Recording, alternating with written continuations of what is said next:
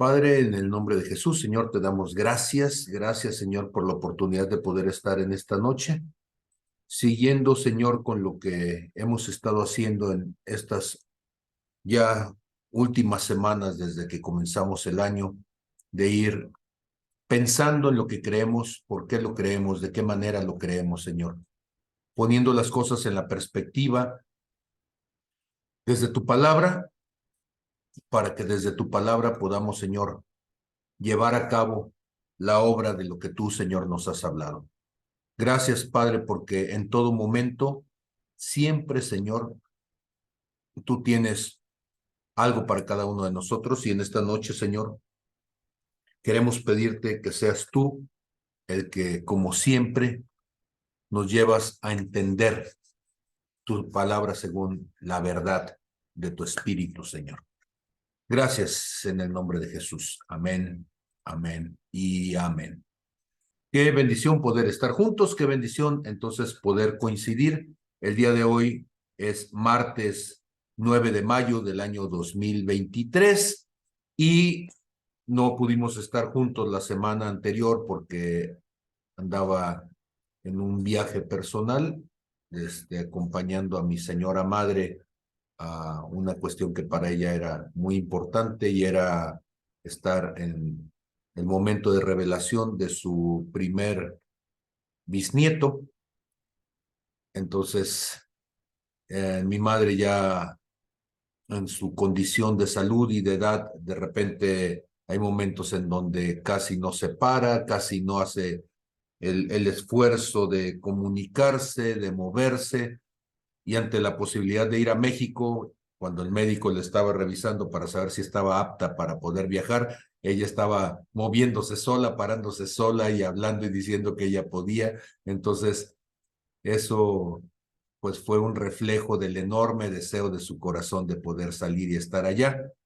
Y pues casi no soy yo de viajar mientras estoy en clases y cumpliendo con mis responsabilidades, pero en esta ocasión sentimos que era necesario, pedí unos días de permiso económico para poder estar y bueno, pues fue una bendición.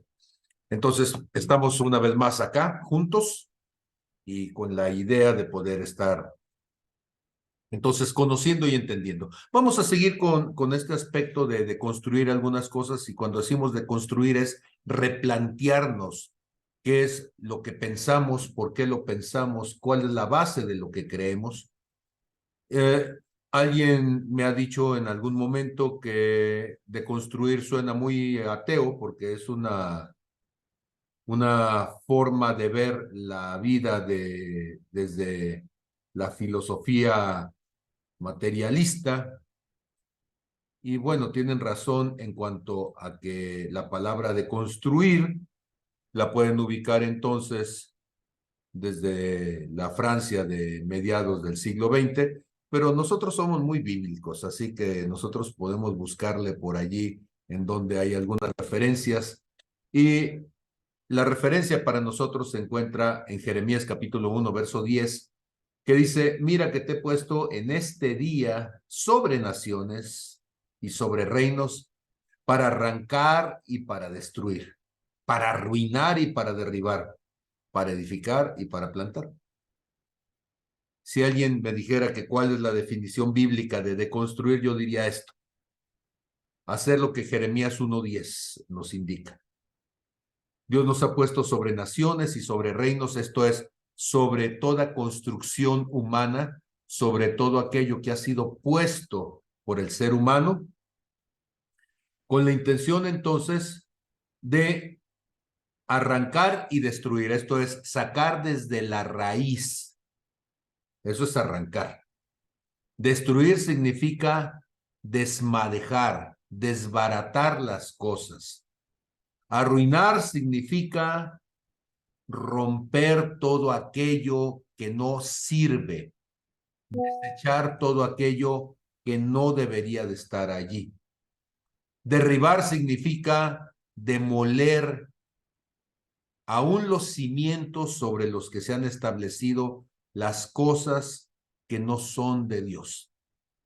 derribando argumentos y toda altivez que se levanta en contra del conocimiento de Dios y llevar cautivo todo pensamiento a la obediencia de Cristo. Pero cuando decimos edificar y plantar, significa levantar de nuevo. Acabamos de derribar algo, pero ahora hay que ponerle los cimientos adecuados, ahora hay que establecerlo de la manera correcta delante de Dios, y a partir de ello, entonces, lo que sigue es plantar la semilla de Dios, plantar la semilla de la palabra. Y entonces, cuando nosotros hacemos este ejercicio de deconstrucción, no lo estamos haciendo desde la filosofía francesa de mediados del siglo XX, lo estamos haciendo desde la palabra profética de los años 700 antes de Cristo, más o menos, y por ahí estamos. Entonces, eso es lo que estamos haciendo. Muy bien, entonces, cuando nosotros planteamos acerca de deconstruir, ¿qué es lo que deberíamos de plantearnos? Pues yo creo que el enfoque interesante sería cuáles son aquellos temas que son polémicos dentro de la iglesia, cuáles son aquellas situaciones, aquellas doctrinas que por su condición, por su naturaleza, son parte de los conflictos, de las discusiones, de los debates al interior de la iglesia. Y entonces el día de hoy yo quisiera hablar acerca de diversidad. Y planteo la palabra diversidad así. Diversidad como el espacio donde la multiforme forma en que se manifiesta la condición humana, el pensamiento humano, las características de lo humano, y no solamente en cuanto a lo que somos, sino en cuanto a lo que hacemos. Y cómo esto dentro de la iglesia se ha convertido en un debate. Y entonces, desde una perspectiva bíblica, de construir la diversidad nos implicaría examinar y analizar críticamente las diversas dimensiones de la diversidad humana en el contexto de la enseñanza bíblica. Y eso es lo que vamos a intentar hacer. Vamos a tratar de establecer por allí algunas bases doctrinales que nos permita tener una opinión al respecto. Y esto puede entonces incluir el reflexionar sobre temas como la igualdad, la inclusión y la justicia en la comunidad de los creyentes. ¿La igualdad de quién o iguales a quién? ¿La inclusión de quiénes o el rechazo a quiénes? ¿Sí? Y la justicia o la injusticia de lo que hacemos o no hacemos.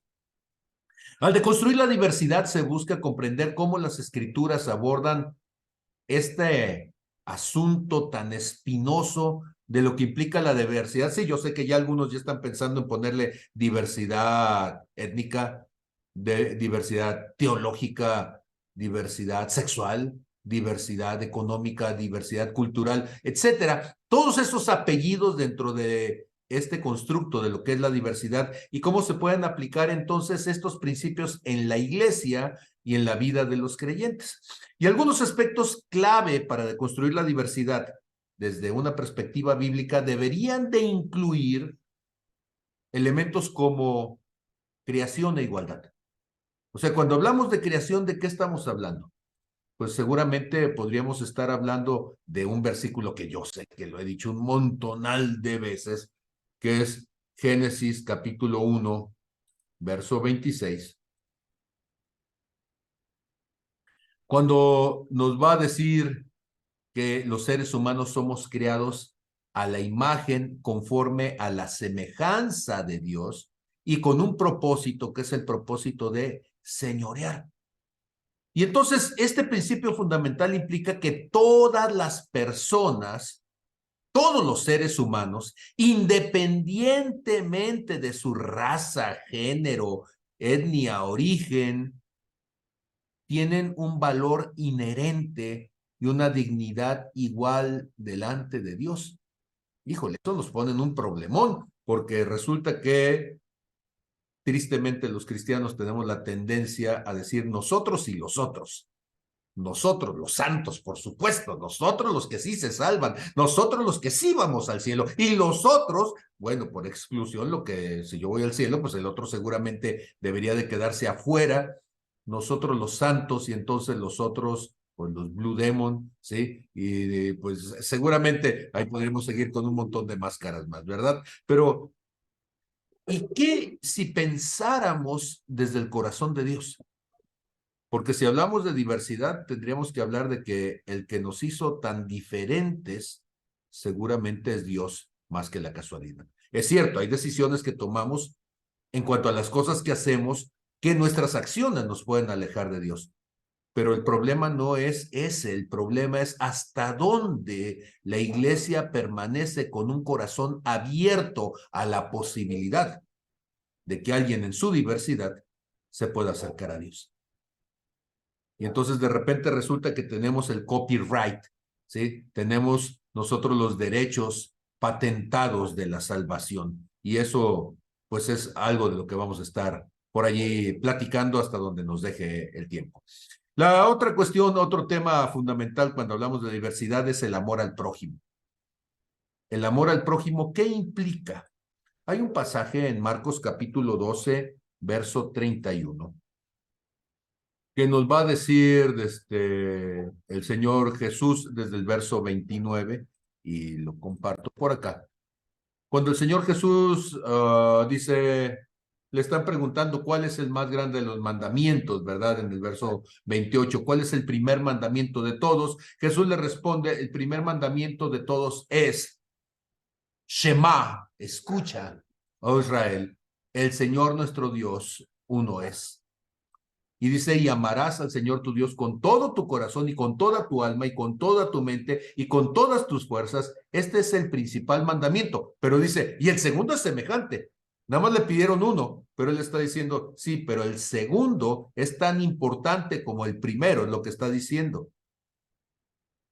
Y dice, amarás a tu prójimo como a ti mismo. No hay otro mandamiento mayor que estos. Y entonces, cuando nosotros hablamos de diversidad, ¿en dónde queda nuestro concepto de este versículo de Marcos 12:31? ¿Sí? Porque amar al otro implica la inclusión y la aceptación de la diversidad, porque amar al otro es amarlo como esté, es amarlo en la condición que tenga, es amarlo, ay, que haga, pues sí, en lo que haga, ¿sí? O en lo que deje de hacer. Amar al otro en ese justo derecho de ser distinto, en ese justo derecho de ser diferente. Y entonces este mandamiento tendría que fomentar esta aceptación de la inclusión, tendría que aceptar la diversidad, tendría que animarnos, instarnos, impulsarnos, empujarnos a los creyentes a amar y a respetar a todas las personas sin importar sus diferencias. Híjole, creo que este tema de la diversidad pues nos está poniendo en una situación incómoda en cuanto al cristianismo tradicional, pero bueno, dejémoslo todavía en pausa. ¿Qué tal la parábola del buen samaritano?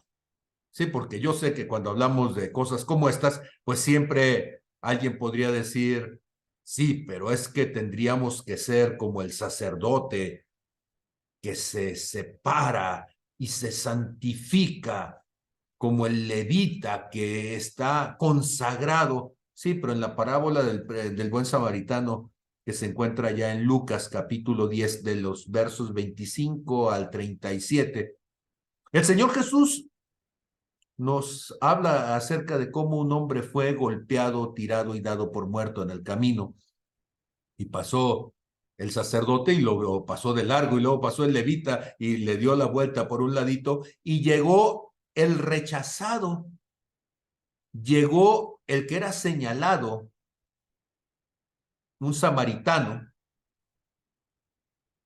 alguien que representa uno de los aspectos incómodos de la diversidad en tiempos de Jesús. Y entonces él utiliza al samaritano para hablarnos de la diversidad en su tiempo, de la inclusión en su tiempo. y comienza a enseñar entonces en esta parábola, destacando la importancia de ayudar y mostrar compasión hacia los demás.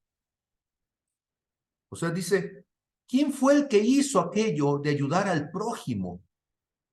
Y el prójimo, siempre me gusta esta parte cuando hablamos del prójimo. Recuerden ustedes que en el griego la palabra prójimo se escribe con la letra chi o ji, y entonces diríamos que es el próximo, así lo diríamos nosotros. El próximo es el más cercano, y a veces el más cercano está descartado por nosotros porque tiene un origen étnico o un origen religioso o un origen cultural o un origen económico, o puede tener una preferencia a cosas que yo no prefiero. Y entonces el samaritano de repente muestra una actitud de amor que Jesús lo va a tomar como ejemplo y va a decir, aprendan del samaritano, ¿sí?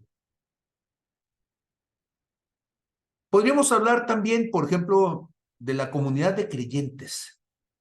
En el Nuevo Testamento la iglesia primitiva estaba formada por personas, y todos me van a decir, sí, por judíos mesiánicos. Pues discúlpenme, pero perdónenme, como dijo aquel que le invitaron casi a fuerzas a la fiesta, ¿sí?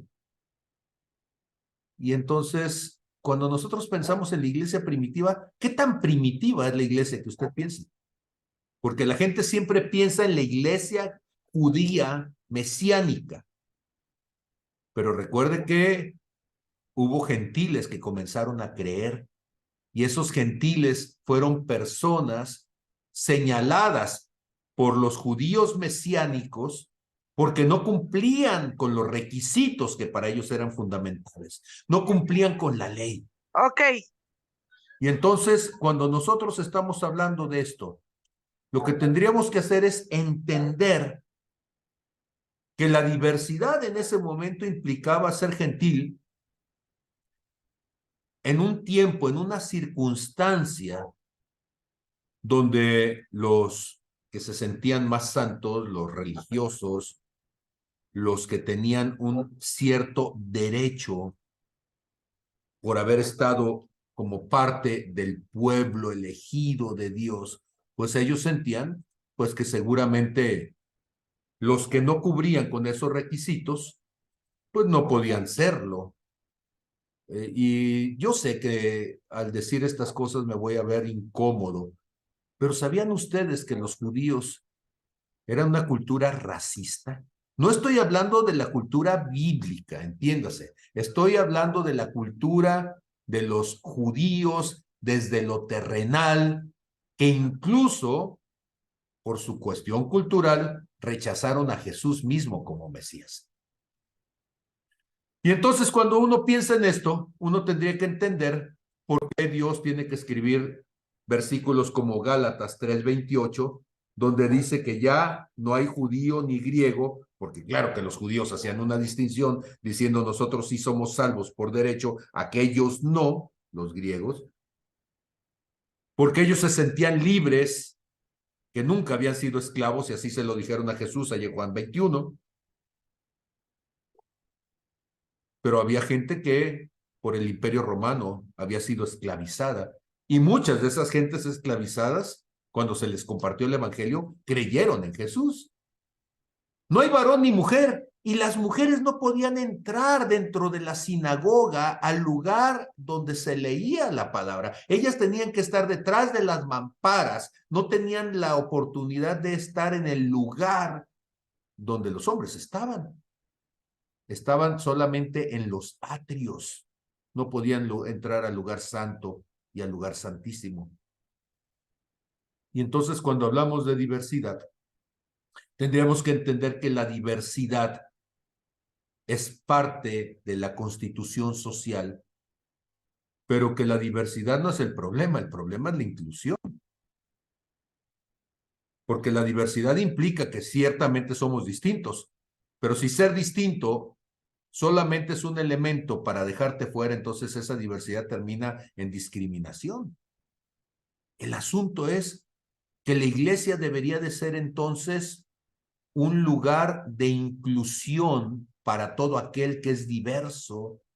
La iglesia debería de ser entonces un lugar de unidad para aquel que ha sido separado, segregado, segmentado.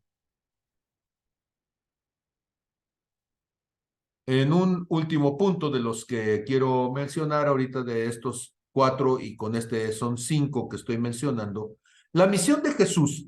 Jesús lo dijo de alguna manera, todo el mundo sabe Juan 3:16, ¿sí?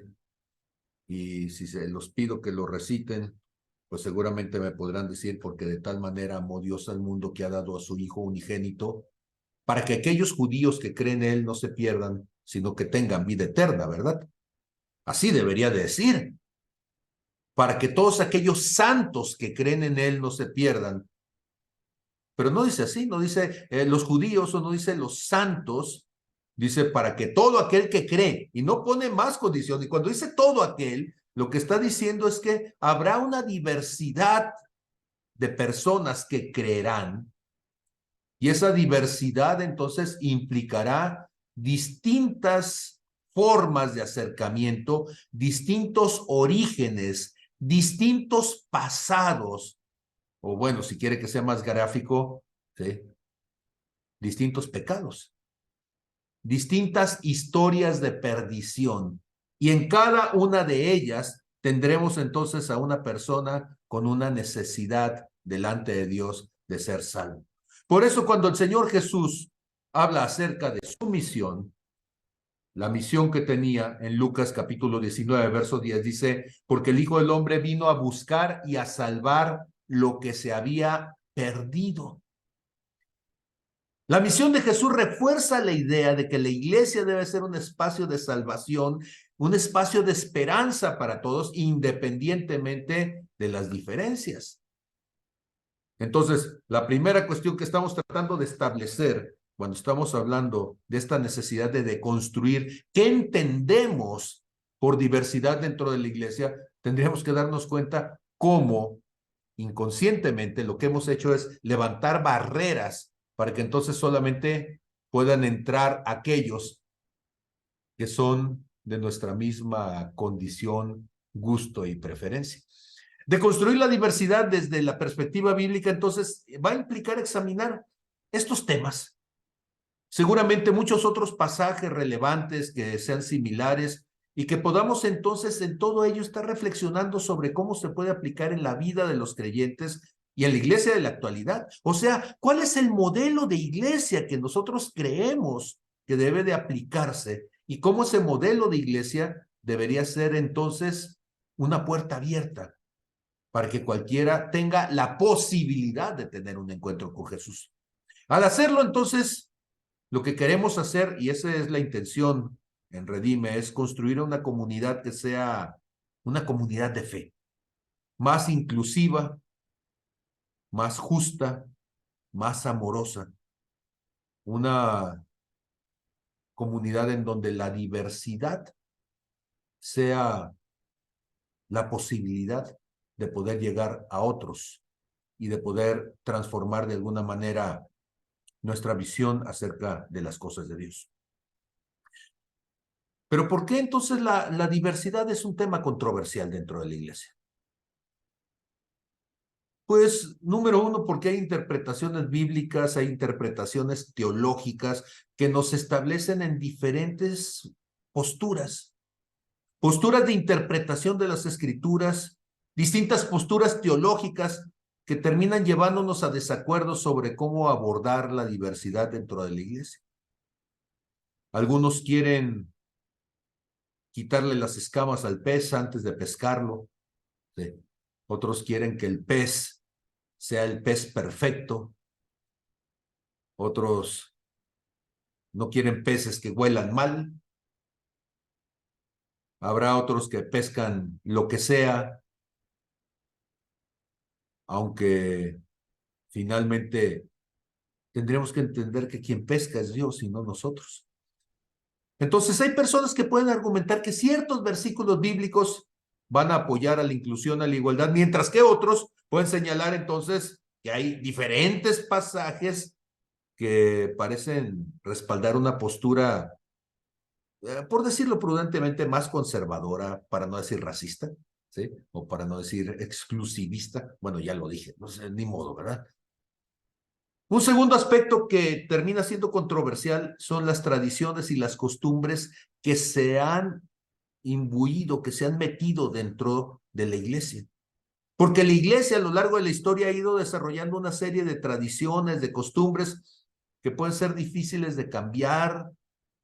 Tenemos todo un historial y ese historial dice que nosotros deberíamos de apedrear a las brujas, o ese historial dice que nosotros deberíamos de crucificar a, o cualquier otro castigo terrible, ¿sí?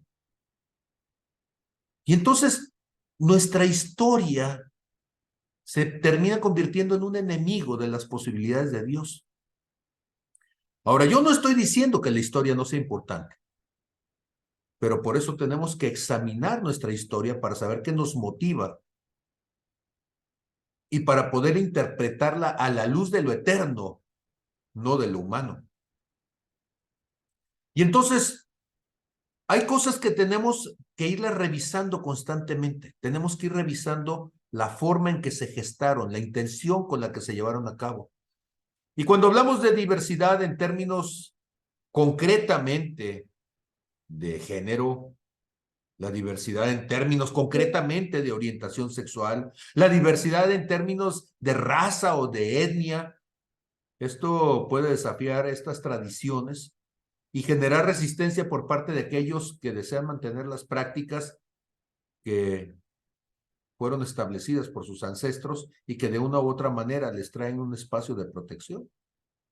Ahora, esto que estoy diciendo es fundamental que se entienda, porque uno de los argumentos que fueron importantes al momento de hablar de la guerra de secesión en los Estados Unidos era que cómo era posible que cristianos estuvieran esclavizando a cristianos. Sí, cristianos blancos esclavizando a cristianos negros, porque los cristianos negros en las plantaciones, el domingo era su único día donde podían fingir que eran libres, se ponían su mejor ropita y entonces ese día cantaban himnos al Señor. Ese día el blanco no les pegaba con el látigo, sí, pero el domingo se acababa y al lunes siguiente el cristiano blanco se le olvidaba que era cristiano y que el negro que tenía allí también era cristiano. Y entonces el simple hecho de tener un color de piel distinto hizo que los cristianos se les olvidara su cristianismo para explotar, atormentar, vulnerar a cristianos con un color distinto de piel. Nuestro cristianismo entonces es un cristianismo curioso, porque es un cristianismo de conveniencia. Cuando los cristianos católicos romanos llegaron a las Américas, una de las discusiones que llevaron al Concilio de Trento era si los indígenas tenían alma o eran animales. Yo sé que esto parece una discusión inútil, no, porque si los indígenas no tenían alma y solamente eran animales, entonces los podías masacrar como cualquier animal sin cargo de conciencia. Pero si tenían alma, entonces eran personas, eran seres humanos, eran criaturas de Dios hechos a su imagen y semejanza, y entonces tendrían que haberlos respetado como a criaturas de Dios. Y eso entonces genera un problema económico, eso genera un problema político, eso genera un problema social, porque yo no puedo esclavizar, porque mi fe me lo impediría, a otro que sea igual a mí, hecho a la imagen y semejanza de Dios. Y era más fácil entonces considerarlos simplemente objetos. Aristóteles 2000 años diría herramientas parlantes. ¿Sí? Imagínese usted como un martillo que habla o como una escoba que se mueve sola. Así eran considerados los esclavos, ni siquiera como seres humanos.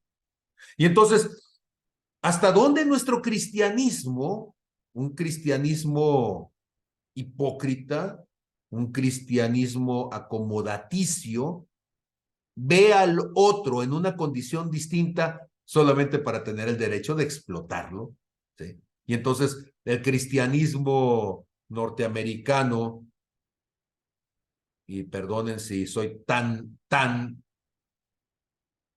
agudo en el señalamiento, pero la ley Monroe fue hecha por un cristiano, diciendo América para los americanos, pero los americanos no de cualquier parte de América, no, los norteamericanos, y además no los norteamericanos negros o los norteamericanos indígenas, no, los norteamericanos blancos, caucásicos, ¿sí? Los norteamericanos del estrato social en el poder. Y entonces América para esos americanos, aunque los demás americanos puedan ser también creyentes de alguna manera en Jesús. Todo ese tipo de cosas necesitamos decirlas con la claridad con la que estoy intentando decirlo, ¿sí? Un tercer aspecto que es parte precisamente de la controversia es el miedo al cambio, ¿sí?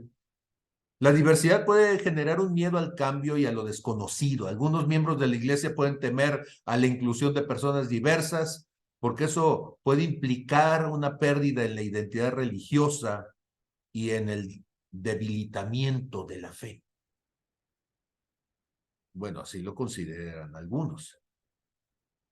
El asunto es muy curioso porque yo tengo años pastoreando y hasta ahorita no he conocido, ¿sí?, personas sin pecado en su vida.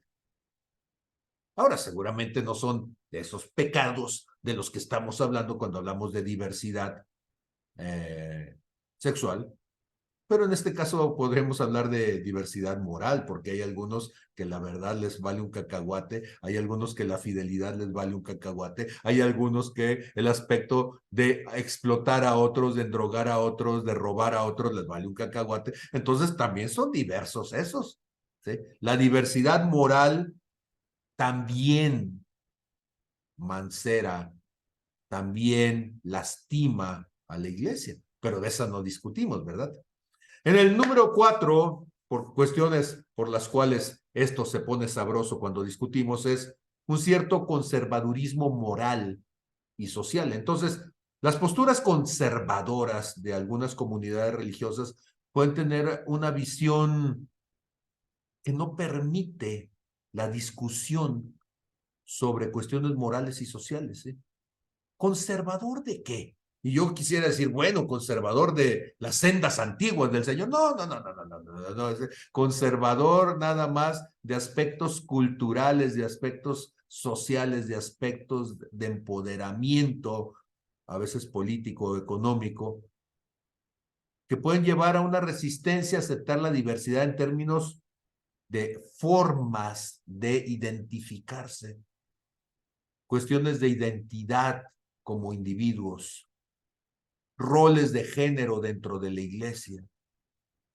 Y entonces, lo he platicado muchas veces, como para Martín Lutero, las mujeres no podían predicar porque tienen las caderas amplias, según la argumentación de Lutero, y los hombros estrechos, ¿sí? Mientras que los varones tienen los hombros, bueno, algunos los tenemos más amplios que otros, pero finalmente tenemos los hombros más amplios y las caderas más estrechas. Y dada esa razón, esa argumentación, ¿sí?, infalible de Lutero, las mujeres por estar con el trasero más amplio, entonces tienen que estar sentadas en la iglesia, y los hombres por tener el traserito más estrecho y los hombros más grandes, esos tienen que estar parados predicando. Sí, yo sé que esto no convenció a nadie en este momento, pero este argumento en tiempos de Lutero parecía que era infalible, ¿sí?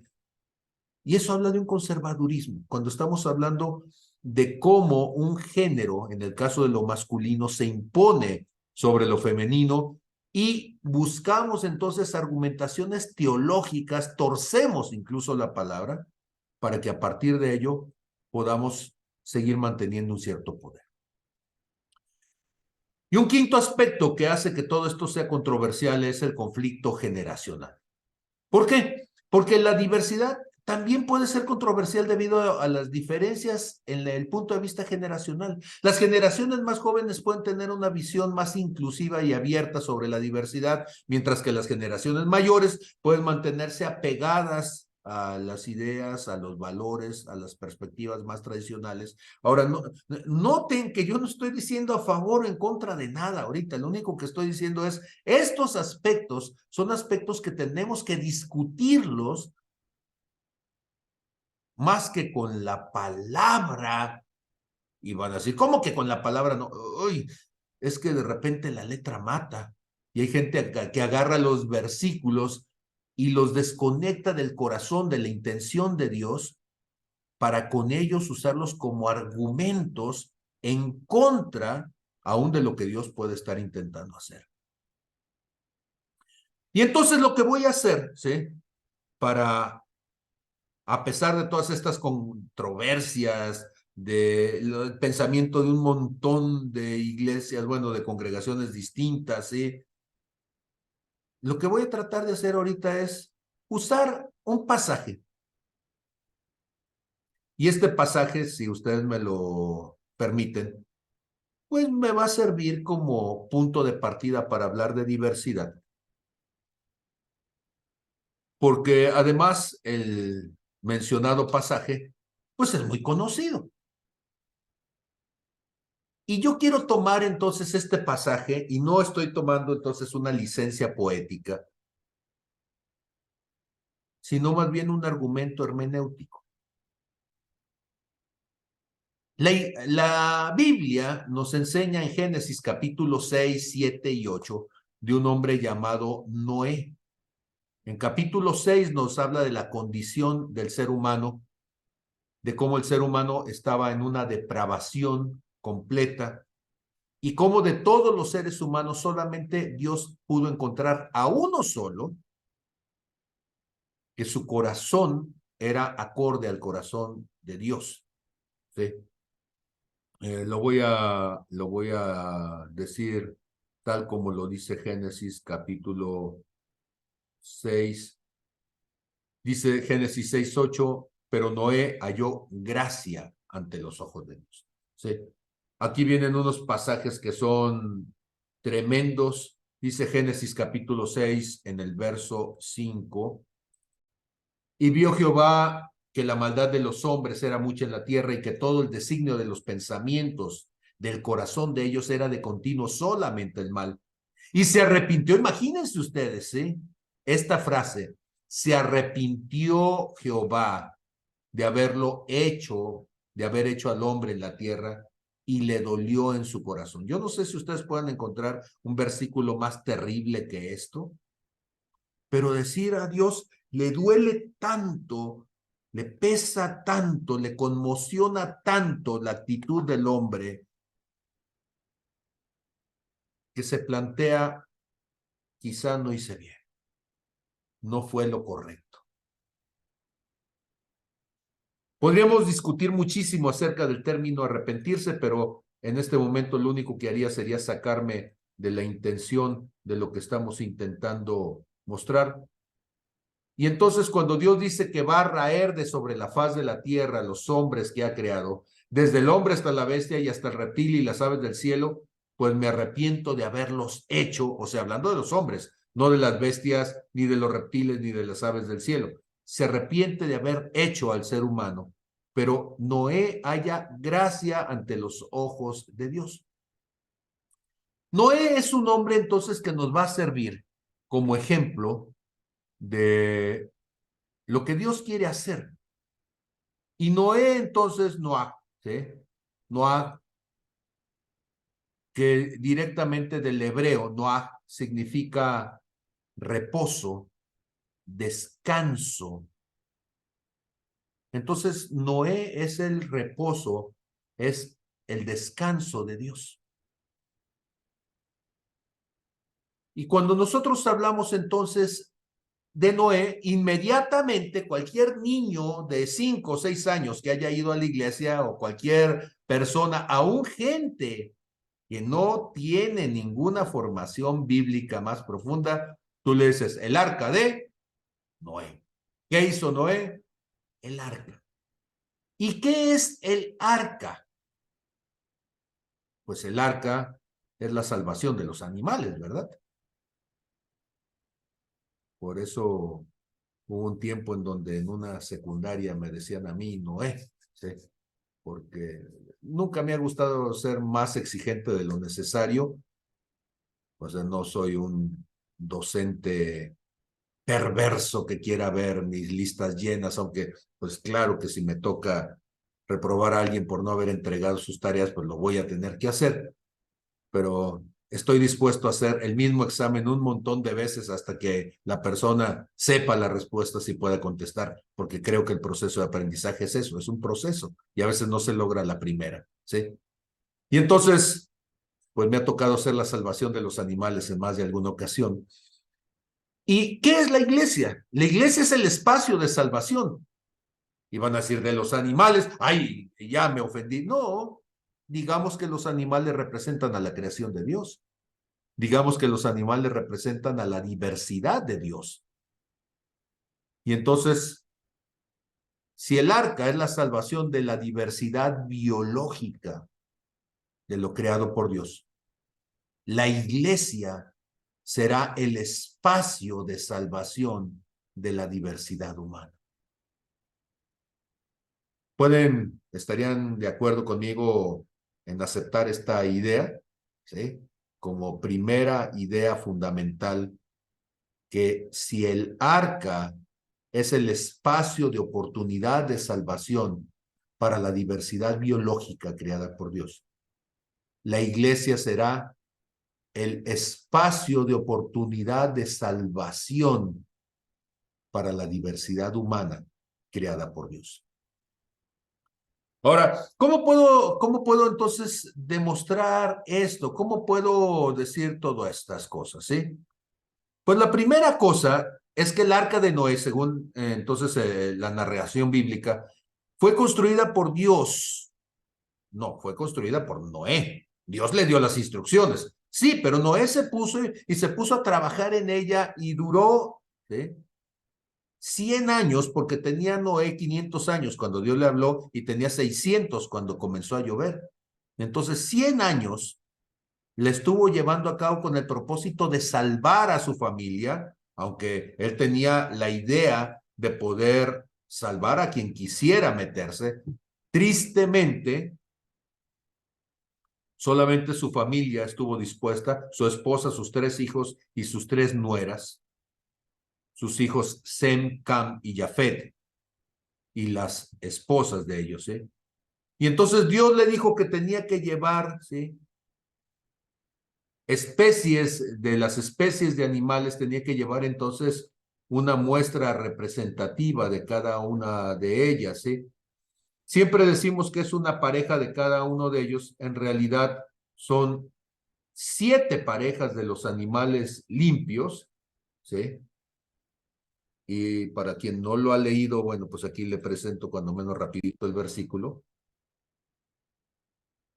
Dice en Génesis capítulo 7, ya está lista el arca, y le dice, entra tú y toda tu casa en el arca, porque a ti he visto justo delante de mí en esta generación. De todo animal limpio tomarás 7 parejas, macho y hembra, más de los animales que no son limpios, una pareja, macho y hembra. Entonces,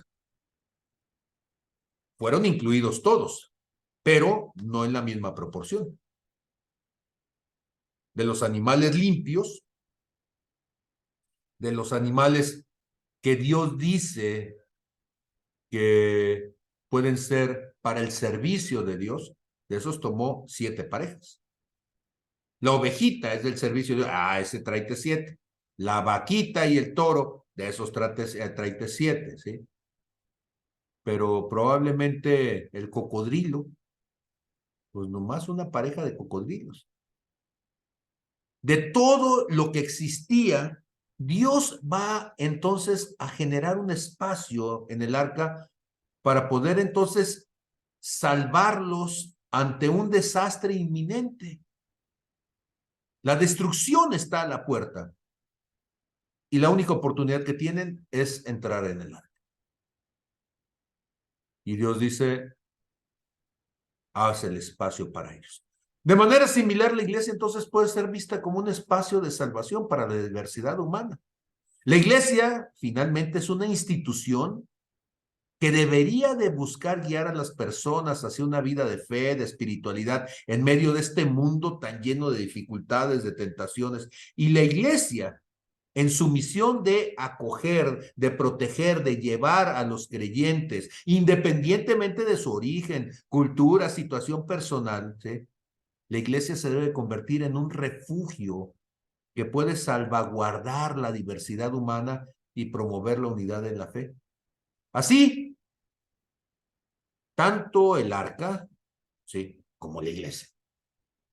Las dos representan espacios de salvación y de protección para la diversidad en sus respectivos contextos. Y entonces, lo que quiero mostrar yo, y ese es el argumento de esta deconstrucción, es que si en lo natural, en el arca, sucedieron ciertas cosas para proteger la diversidad, esos mismos principios deberían de aplicarse en la iglesia en lo espiritual. Porque mientras que el arca preservó la diversidad de las especies de los animales ante la catástrofe del diluvio que estaba allí, la iglesia debería de ofrecer también un espacio seguro y espiritual para la diversidad humana en un mundo que es desafiante, que es hostil y que lleva a la destrucción. Pero entonces tenemos un problema, ¿sí? Y el problema es, ¿y quién fue el que metió a los animales? ¿Quién fue el que hizo que entraran? Porque resulta que cuando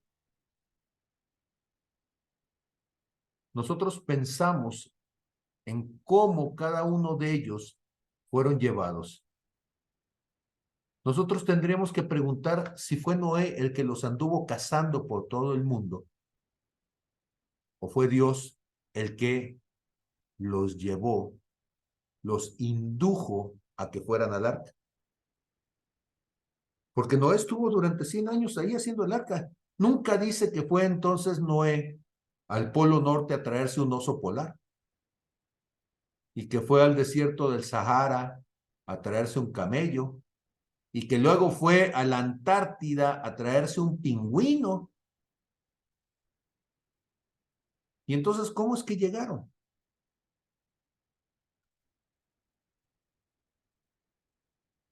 En el caso de la iglesia, ¿sí?, hay un versículo por allí que, si me permiten, ahorita lo estoy buscando y se encuentra en Hechos capítulo 4, en el verso, capítulo 2, en el verso 47. Dice desde el verso 46, y perseverando unánimes cada día en el templo y partiendo el pan en las casas, comían juntos con alegría y sencillez del corazón, alabando y teniendo favor con todo el pueblo. Pero noten ustedes, por favor, la última frase que es fundamental en esta argumentación. Y el Señor añadía cada día a la iglesia los que habían de ser salvos. ¿Quién lo hacía? El Señor. ¿Quién traía los animales al polo del polo norte y del polo sur? El Señor, el Espíritu Santo. El Señor fue el que los trajo al arca entonces. Ahora, le había dicho sí, que entraran 7 de los buenos y de los malitos, pues 1, ¿sí? Pero curiosamente, no fue Noé el responsable de seleccionar a quienes entrarían en el arca, ya que Dios dijo todos, o sea, no fue Noé el que dijo, esta especie no, Dios le dijo de todos. Y entonces Dios guía a los animales y les permita que entren en el arca. Y esto muestra para mí la intención divina y el cuidado de Dios para preservar la diversidad de la vida biológica en la tierra.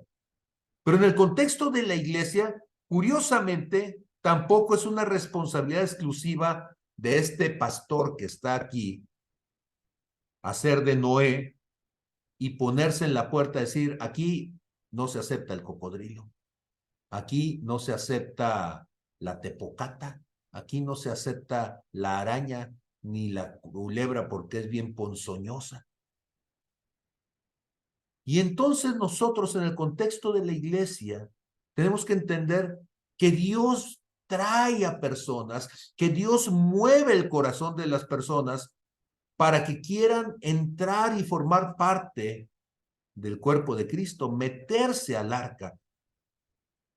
Y es Dios quien a través de su gracia y misericordia acoge a los que buscan la fe y la redención, sin importar entonces su origen, su pasado, sus circunstancias personales.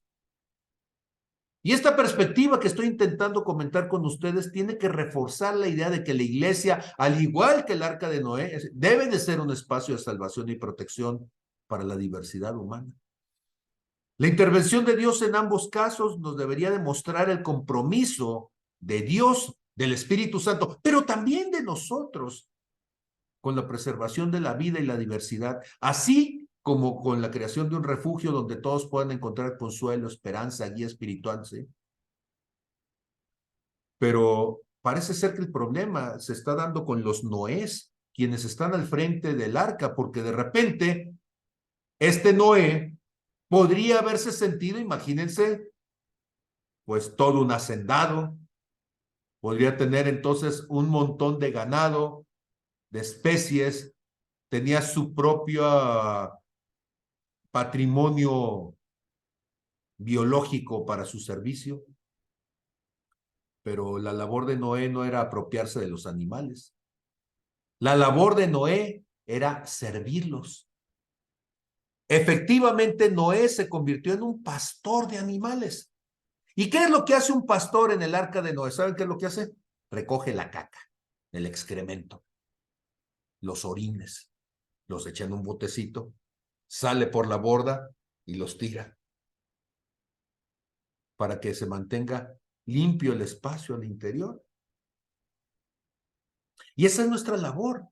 Si usted piensa que la labor de un pastor es algo muy sofisticado, no es tanto. Hay que recoger mucha caca, porque ese es el espacio de lo que le toca hacer a Noé. A Noé le toca juntar el alimento, tenerlo listo y alimentar entonces a toda esa biodiversidad. Y la labor del pastor es la misma o debe de ser la misma. El pastor no es dueño de las ovejas como Noé no era dueño de los animales. El pastor es un servidor de las ovejas. Y le toca entonces, al igual que Noé, limpiar al animal, quitarle entonces las garrapatas, las pulgas, los piojos, cualquier cosa que le esté chupando la sangre, alimentarlo, cuidarlo, limpiar, ayudarle a limpiar el espacio para que se pueda mantener limpio y saludable, fortalecido para hacer la obra que Dios le mandó. Noé fue elegido entonces como un instrumento de Dios para llevar a cabo su plan de preservar la vida en la tierra, de ayudar a proteger la diversidad de las especies. Y Noé entonces debería ser un servidor y cuidador de la creación, alguien que pueda seguir las instrucciones y la voluntad de Dios, no que se enseñoree sobre los animales. Y en el contexto de la iglesia, entonces los líderes y miembros de la comunidad religiosa no deben de apropiarse, no deberían jamás de apropiarse de las personas que acuden al arca, a la iglesia, sino al contrario, deberíamos de servirlas, de cuidarlas en su desarrollo espiritual, en su crecimiento. Y es función de la iglesia y de los líderes guiar a los creyentes a una relación más profunda con Dios, ayudarles a crecer en su fe, siempre con un enfoque en la humildad, en el servicio al prójimo, en el amor, en la paciencia. Vaya, los frutos del Espíritu. Cuando nosotros pensamos en esto y pensamos que la prioridad no es ejercer dominio, sino servicio y cuidado a los que buscan refugio y guía, de repente nos podemos sentir un tanto en contradicción, porque pareciera que en el arca de Noé había que pedirle permiso a Noé para respirar, había que pedirle permiso a Noé para pensar, había que pedirle permiso a Noé para hacer. Y hay congregaciones donde tristemente hay que pedirle permiso al Noé que está al frente para cada cosa. Y se nos olvida que la iglesia es un espacio de oportunidad. Ojo con esto, la iglesia no es salvación, porque la salvación es Jesús. El único que salva es Jesús. La iglesia es un espacio de oportunidad para poder tener un acercamiento con Dios, un encuentro personal, profundo, genuino, directo, donde la persona entonces en su encuentro personal pueda ser salva. El que salva es Jesús. La iglesia, y perdón si le rompo la teología a alguien, no salva a nadie. La iglesia es llevada por Dios, movida en medio de las aguas. Pero la iglesia lo único que puede hacer es generar las condiciones, el ambiente, el contexto, para que alguien pueda acercarse más fácilmente y conocer a Dios. La iglesia, es cierto, es un espacio de milagros. Claro que fue un espacio de milagros. Imagínense ustedes todos esos animales feroces junto con los animales mansos y no se los tragaron. Entonces, pues eso es milagroso, que el león, que el cocodrilo, que el tigre no se tragaran a la gallina o a la oveja o a la vaca. Y la iglesia debería ser un espacio en donde los creyentes no se traguen a otros creyentes. Y entonces, ¿ya viste cómo llegó? ¿Ya viste qué hizo? ¿Ya viste cómo se portó? Y ahí es el trabajo de Noé llegar y calmar entonces a los depredadores sociales, ¿sí? Que andan buscando tragarse al otro porque hizo, porque no hizo, porque pudo, porque no pudo, porque no es labor ni del depredador ni de Noé cambiar al animal, sino que el que lo hacía era Dios. Y nosotros en la iglesia entonces tenemos que entender que si una persona llega a la iglesia, no nos toca a nosotros hacer que la persona deje de pecar, porque el único que trae convicción de pecado, justicia y juicio, ¿sí? Es el Espíritu Santo. Lo voy a poner para que quede claro, porque si no de repente me pueden decir que no es verdad, y este versículo es fundamental. Se encuentra en Juan capítulo 16, versos 7 y 8. Dice el Señor Jesús, pero yo les digo la verdad. Les conviene que yo me vaya, porque si no me voy, si no me fuera, el Consolador, y aquí estamos hablando del Espíritu Santo, no vendría a ustedes, mas si me fuere, se los enviaré. Y cuando Él venga, esto es el Espíritu Santo, convencerá al mundo de pecado, justicia y de juicio. El único que puede traer convicción en nuestro corazón es el Espíritu Santo. Noé no es el Espíritu Santo. Noé no es el que trae la convicción en la vida de las personas. Noé no es el que cambia a los animales. El pastor, entonces, haciendo de Noé en esta arca, pues su función es ayudar a mantener el enfoque de lo que Dios está haciendo. Pero debe ser el Espíritu Santo, entonces, el que haga todo esto. El hecho de que los animales peligrosos no dañaran al resto de los animales, ni a la familia de Noé tampoco, y ojalá que así fuera también, que a la familia del pastor no saliera raspada cada rato, ¿sí?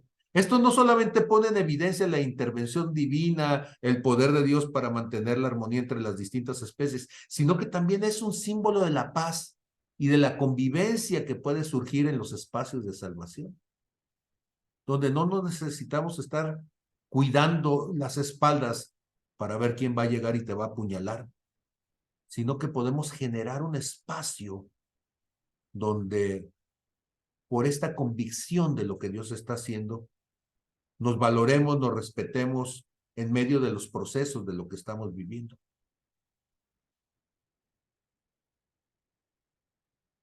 Hay otros milagros que seguramente tienen que ver con el arca de Noé, ¿sí? Por ejemplo, la construcción del arca.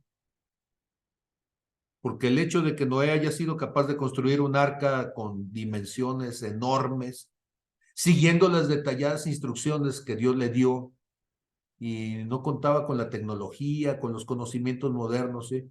Pues ese sería un milagro.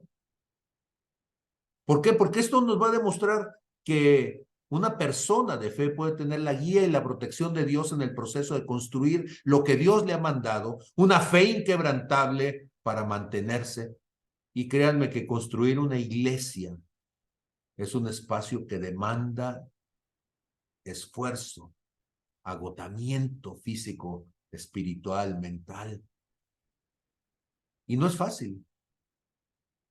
Ahora, construir una iglesia de esclavos es mucho más fácil que construir una iglesia de personas libres. Construir una iglesia de borregos es mucho más fácil que construir una iglesia de personas pensantes, personas que discuten cuando no están de acuerdo, que usan su cerebro y encuentran razones, argumentos para poder decir por qué algo que se está sugiriendo desde el liderazgo no puede ser lo más adecuado. Y entonces construir un arca sí te puede llevar 100 años. Sí, pero qué bendición, porque puede ser la salvación de toda una generación, puede ser la salvación de toda la humanidad. Milagros como la llegada de los animales, el milagro de que las parejas de todas las especies de animales, tanto terrestres como aves, ¿sí?, llegaran sin la intervención humana, es otro ejemplo, ¿sí?, de cómo Dios hace las cosas. Dios guía a las personas a un lugar que huele a puerco y que la gente se está cocinando a las 12 del día. Y tú dices, hay lugares, y ojo que no es pretexto de mi parte, pero seguramente debe haber lugares con aire acondicionado que puedan ser más cómodos. Como en tiempos de Jesús, quizá era más cómodo estar en un templo cubierto, cerrado, a estar en el Sermón del Monte, en un monte pelón, sin agua. Imagínense la gente que duró 3 días ahí con Jesús y no tenían para comer. Estuvieron ahí ayunando, sin sed, sin comer, teniendo sed. Y después cuando el Señor Jesús le dice, ¿qué traen de comer? Para toda esa multitud nada más había 2 peces y 5 panes. Sí, pero es en ese espacio donde Dios hace el milagro, donde Dios multiplica. Y entonces, ¿cuánta gente tan diversa llegará al arca? Dios trajo al buitre, Dios trajo al halcón, Dios trajo al águila, Dios trajo al cuervo, Dios trajo a las aves de rapiña, pero también a las aves que comían cadáveres. Y todas estaban ahí. Y Noé, que entendía que habían sido llevadas de parte de Dios, no las señalaba. Imagínese usted que el día de mañana pasado llegue un grupo de sicarios a la congregación. Imagínese usted que lleguen los chicos chicas de la calle Bravo. Imagínese usted que de repente tengamos a las prostitutas, a los publicanos, a los pecadores, a la gente que viene huyendo de toda la inmundicia que en la sociedad tuvo, a los que se tragaban los cadáveres, a la gente perversa.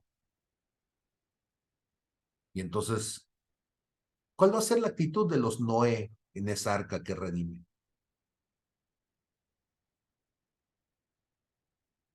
¿Qué hacer? Y eso es algo que Dios ha estado confrontando mi corazón en estos días. Precisamente mientras estaba en Ciudad de México, tuve la oportunidad de estar platicando con Carlos Martínez, esposo de mi sobrina Alexia de Guinaldo. Y platicábamos de estas cosas, de cómo a la iglesia le está siendo difícil entender que es un arca. Y entonces estamos decidiendo quiénes entran y quiénes no. Y estamos dejando gente afuera que Dios estaba trayendo para que estuviera dentro. Y nuestros argumentos es que es ponzoñoso. Es que viene del charco, huele a pantano, es que comía inmundicias, es que hace cosas que son asquerosas. Y Dios dice, ¿y entonces quién entrará? ¿Quién te puso a ti, Noé, a cuidar las puertas del arca? Debemos de entender que aún el diluvio fue un milagro, porque el diluvio no fue enviado por el hombre, el diluvio fue enviado por Dios. La intensidad y la duración de las lluvias, sí, 40 días y 40 noches que estuvo lloviendo, y después el tiempo que estuvo el arca de Noé durante todo el tiempo que estuvieron allí flotando, mientras todo quedaba solamente cubierto. Pero así lo hizo Dios. Las aguas estuvieron entonces sobre la tierra 150 días. Había llovido 40, pero estuvieron 150 días, ¿sí? Y todo ese tiempo,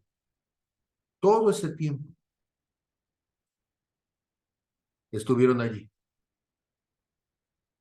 Y mientras tanto, mientras todas esas cosas sucedían, ellos estaban en el arca, dentro del arca, a la espera. Esperando que llegara el final, y al final otro milagro. Dios pone un arco iris y hace un pacto con la humanidad y dice, nunca más volveré a destruir la tierra con un diluvio como este. Y el pacto es de Dios, y el hombre responde a ese pacto. Y nosotros tenemos que esperar los tiempos de Dios para que se acaben los tiempos de conflicto, los tiempos de confrontación, para que el pacto eterno con Dios se consuma. Pero eso es algo que viene de parte de Dios. Yo no sé si esta historia que he contado esta noche ayude a deconstruir de alguna manera lo que creo que la iglesia debería de estar haciendo y que quizá no lo está haciendo. Pero me gustaría mucho escuchar su opinión de lo que piensan de todo esto. Muy bien, bendiciones. ¿Alguien quiere tomar el uso de la palabra y quedar grabado para la posteridad? ¿O será el momento de retirarnos a descansar?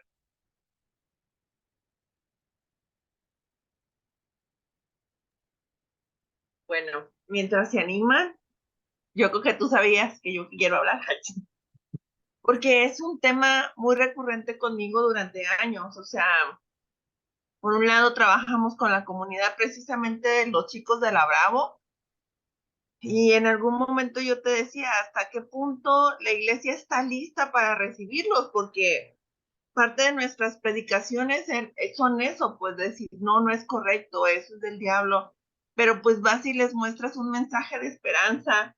En lo personal, mi proceso también con parte de la comunidad gay, es otra cosa también, que ver esta intención,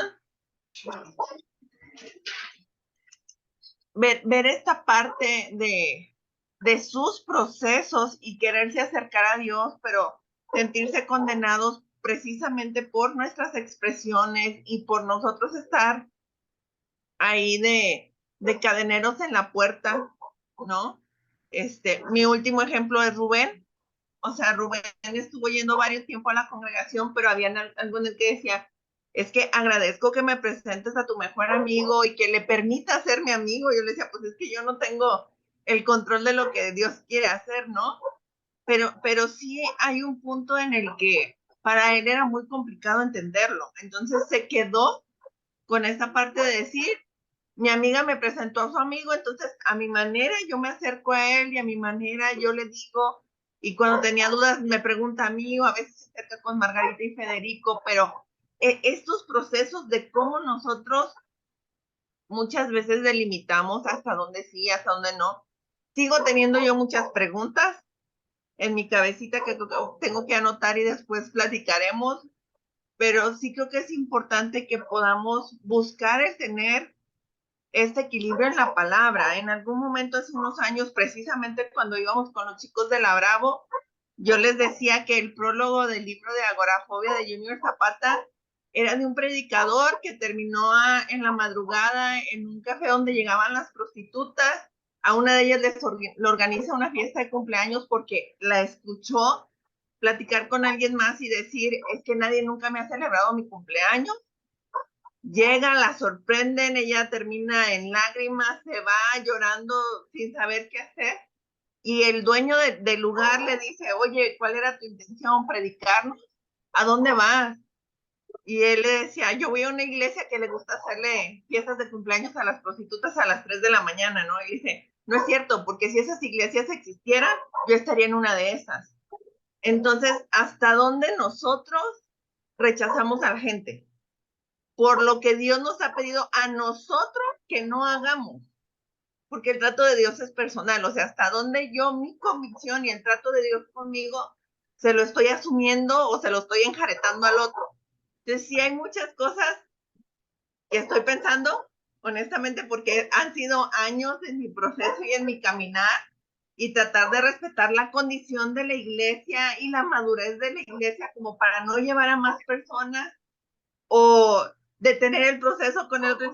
Son muchas cosas, pero creo que es importante porque se supone que nosotros damos de gracia lo que de gracia recibimos y a veces damos de gracia lo que recibimos, pero lo damos con condicionantes, con esas letras chiquitas que nadie lee, ¿no? Entonces creo que va a ser una semana algo reflexiva, con bastante tarea, porque sí hay cosas que yo quisiera preguntarme a mí misma, preguntarle a Dios, y de ahí pasar a ver cómo nuestra congregación lo haría, o qué perspectiva tenemos hasta ahorita. Entonces, pues yo me quedo con eso y muchas gracias. Sí, claro que sí, muchas gracias. Lore. Adelante, Lore. Sí, me da gusto lo que tocas, el tema que tocas, Mil, porque quiero yo también decir algo. El que viene de la Bravo es igualito a mí, sí, porque yo estoy en la lucha. Yo llevo tanto tiempo estudiando la palabra, casi desde niña, y todavía no cumplo la palabra, ¿sí? Fallo, pero estoy en la búsqueda, de verdad que lo amo y quiero vivir como él dice. Pero aquí hay una cosa que duele, que parte el corazón, de verdad, y me ha tocado vivirlo, que hay gente que se ha acercado a la iglesia y ha comentado o lo han visto o la han visto en una situación no tan coherente o algo así, y han hecho escándalo de eso, y lo han comentado, y se ha ido. Y me ha tocado que Dios me haya llevado a esa persona, a abrazarla y volverla a traer. Si es así, yo pido a Dios que no vengan los de la Brava, porque van a estar peor. Si vamos a estar así, con esa situación de buscar o comentar que fulanita de tal salió con fulanito de tal y se hace un escandalazo, por favor, que no vengan los de la Bravo, no estamos listos. Perdón por ser así, pero hay cosas que he vivido, heridas de las personas que amo, porque no entiendo cómo llegamos a ese punto. Si Dios mismo estaba ahí con la adúltera y los de la ley ahí, los fariseos, a todos les escribió, a mí me hubiera escrito, y a los que estamos en la iglesia nos hubiera escrito nuestras cosas. ¿Cómo es posible? Por favor, no entiendo.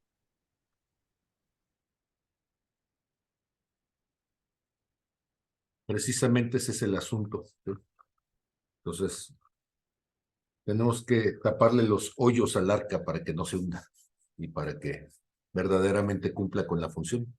Por eso sacar el tema precisamente a la deconstrucción, ¿no? Porque si estamos hablando de que necesitamos ir a otro nivel, el otro nivel tiene que ver con esto, ¿sí? Hacer las cosas a la manera de Dios. ¿Alguien más? Federico y Margarita. Adelante, Fede, Margarita. Pues creo que definitivamente es muy importante el tema como se ha tocado. Creo que es tremendamente confrontativo y a todos nos ubica en nuestra jaula dentro del arca, y creo que necesitamos precisamente empujarnos hacia allá. O sea, tenemos que ir para allá, no podemos decir, todavía no puedo, sino tenemos que poder. O sea, el arca se construyó porque ya venía el agua, no era de que, espérame todo, déjame, me consigo un manual de construcción de arcas y voy viendo cómo hacerlo y termino mi estudio y entonces voy. Creo que es importante y urgente que podamos ir caminando en el sentido en el que está ahorita señalándose, para que podamos acercarnos a lo que la iglesia debe de ser, no a lo que es en este momento. Sí. Pastor Pablo, en verdad, muchas gracias por esto que nos ha mostrado, porque realmente en mi corazón, aunque no tener bases bíblicas, en mi corazón no podía caber que Dios pueda excluir a alguien, a nadie. Entonces, en verdad me encanta escucharle, y pues con bases bíblicas, como yo me preguntaba, es que cómo de repente estaba en conflicto, pero ahora me quedo con mucha paz y con ese ánimo de poder seguir adelante y pues compartiendo con toda la gente, con toda esa gente que pues hemos estado también cerca, y vemos sus necesidades también, que no podemos decirles no fuera de aquí. Entonces, muchas gracias, Pastor, por la palabra. Gracias. Ahora, ¿qué significa eso? Pues significa que el que puede cambiar a la gente es el Espíritu Santo, ¿sí? Pero que ellos puedan estar dentro del arca es una oportunidad, es un espacio de oportunidad. Y quiero que empecemos a decir eso, si la iglesia es un espacio de oportunidad para que una persona tenga un encuentro con Dios. Pero el encuentro con Dios depende de la persona. Y cuando la persona se encuentre con Dios, entonces el que va a hacer la obra va a ser Dios, no nosotros. Eso le toca a cada quien lo suyo. Dios les bendiga a todos. Buenas noches. Gracias por escuchar. Gracias por estar. Papá, Rubén, punto que quiere participar. ¿Quién? Rubén. Rubén. Pues es que no vi la mano, perdón. Ok, adelante, Rubén. Perdón, es que no encontré dónde estaba la manita, nada más por eso les puse ahí. Está bien, no te preocupes. Pues hay una frase que repito yo mucho y me la repito a mí siempre, es ¿por qué juzgas a tu hermano que peca diferente a ti? Si el pecado es muerte, y es cualquier tipo de pecado, cualquier error que tú cometas, grande o pequeño, es causa de muerte, ¿por qué tendría yo que juzgar a alguien que peca diferente a mí? Si él tiene debilidades diferentes a las que yo tengo que tener la misericordia y el amor para abrazarlo y mutuamente ayudarnos, porque para eso está la iglesia, para fortalecernos, ayudarnos entre nosotros, porque unos tenemos unas debilidades y otros tienen otras. Creo que fue muy gráfica la situación de lo del arca de Noé, muy para niños, elemental, así realmente decir, esta es la forma en la que Dios te fue haciendo, no haciendo la acepción de personas, ¿no? Considerando a todos los animales con ponzoña o apestosos o hermosos, o con hermosos plumajes o feos plumajes, Dios nos ama a todos, porque esa es la esencia del Dios único. Cuando los judíos dicen Dios es uno, no se refiere a que sea uno de un solo ente, no.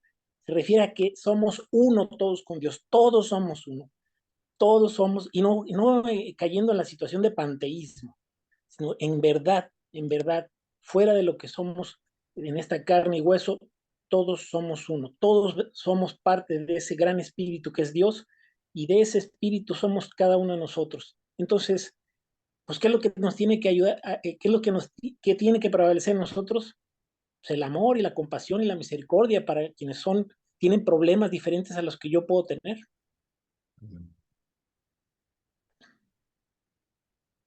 Así sea. Gracias, Rubén. Amén.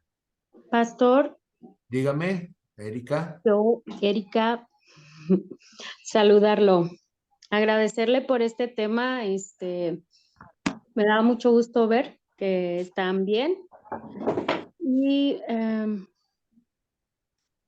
pues algo que aprendí en Redime cuando llegué, perdón, fue algo que me quedó muy claro.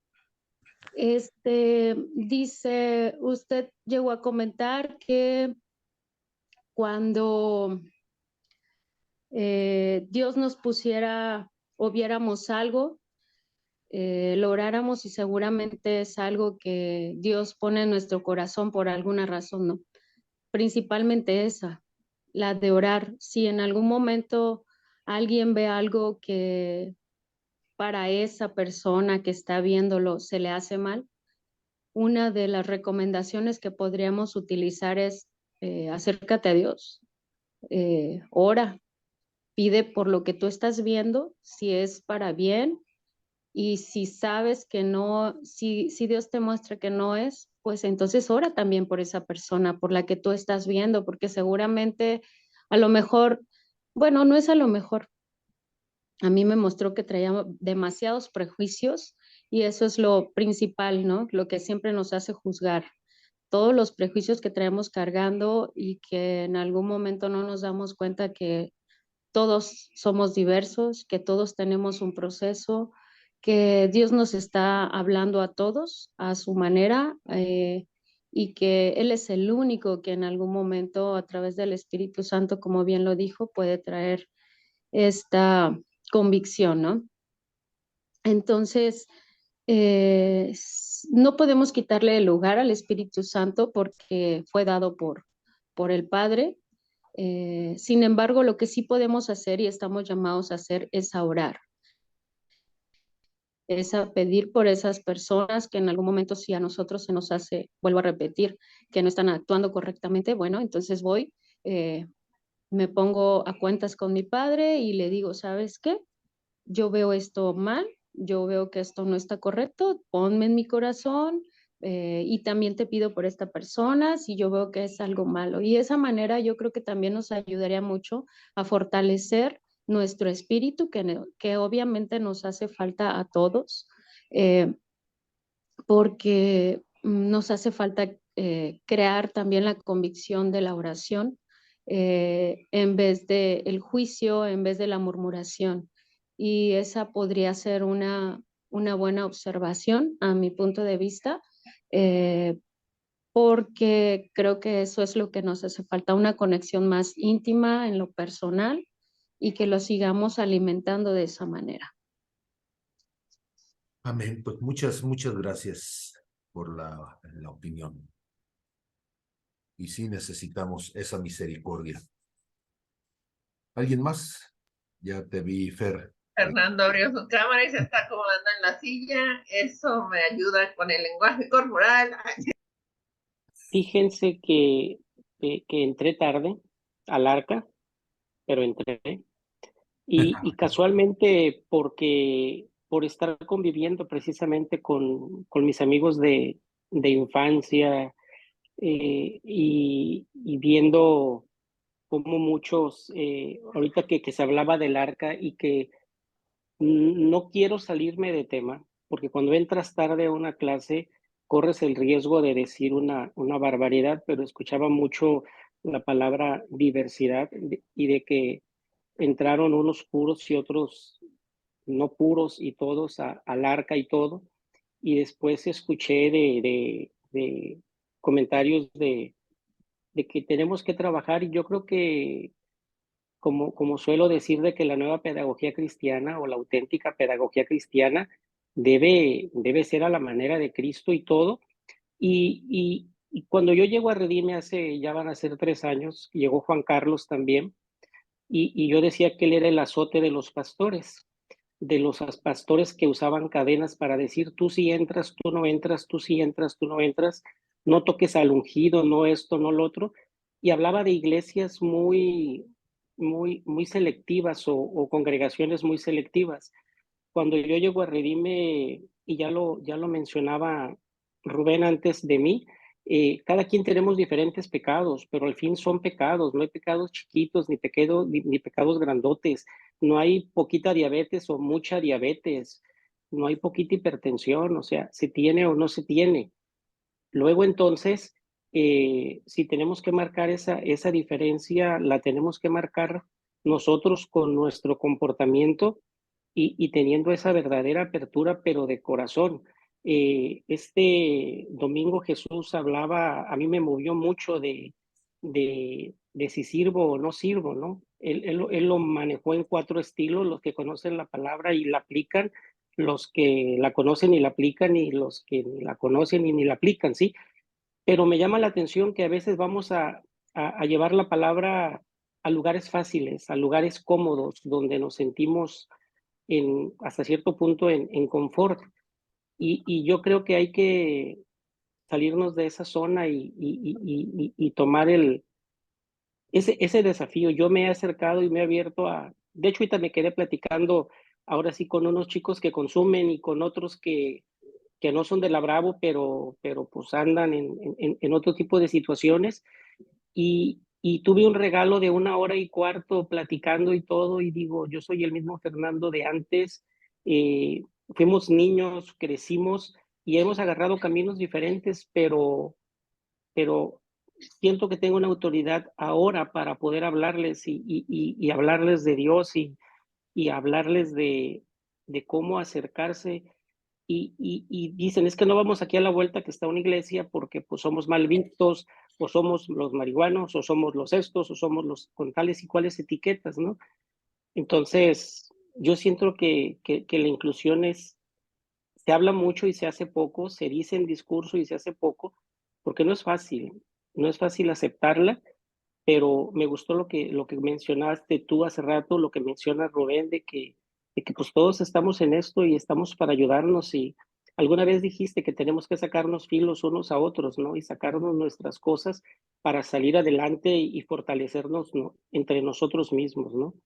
Hacernos crecer entre nosotros. Yo he aprendido mucho en estos 3 años y quiero seguir aprendiendo más. Amén. No puedo hablar más porque me faltó y lo voy a leer, me voy a repetir la clase ahorita y pues bueno, ya opinaré el domingo. Claro que sí. Muy bien, muchísimas gracias. Pues ahora sí, gracias a todos. Ha sido una clase intensa y con mucha participación, entonces les agradezco muchísimo y esto seguramente va a traer secuelas y va a traer también espacios de diálogo y de reflexión en la congregación que tenemos que hacer que se consoliden de alguna manera. Entonces, Dios les bendiga a todos. Bendiciones, gracias. Y ahorita voy a ponerme a codificar esto para poderlo subir y que lo tengan lo más pronto posible. Gracias, bendiciones.